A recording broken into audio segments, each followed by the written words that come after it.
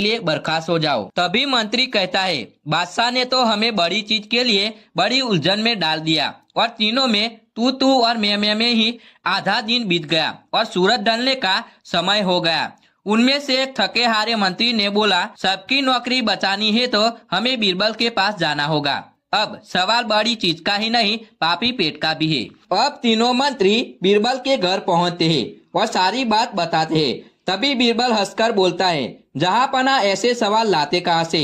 पर सच बोलूं तो इसका जवाब अभी तो मेरे पास भी नहीं है, मुझे कल तक का समय दे दो। पर तीनों मंत्री कहते हैं, नहीं, उसका जवाब हमें आज ही चाहिए। कुछ सोचो बीरबल। तभी बीरबल के माइंड में एक बुद्धि सूझती है और सभी मंत्रियों से कहते हैं, वह पालकी देख रहे हो? बीरबल बात बताते हुए उसमें बैठ जाते हैं और उन्हें उठाने को कहते हैं। एक मंत्री से कहते हैं, आप मेरी शॉल पकड़िए। दूसरे मंत्री से कहते हैं, आप मेरी चंपल पकड़िए। और एक मंत्री से कहते हैं, आप मेरे पर फूल डालिए और मुझे दरबार में ले चलिए। जहांपना ने कहा, यह क्या मांजरा है बीरबल? बीरबल बोला, यह आपके सवाल का उत्तर है। वह कहता है, क्या मतलब? यह पालकी तो दुनिया की सबसे बड़ी चीज नहीं लग रही?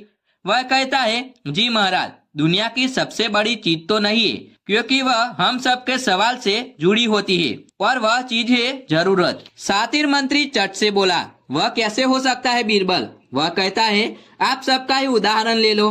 कल तक आप मुझसे नफरत करते थे, लेकिन आज अपनी जरूरत के कारण मुझे अपने कंधों पर उठा लाए, जो आज तक कभी मुमकिन नहीं हो पाया।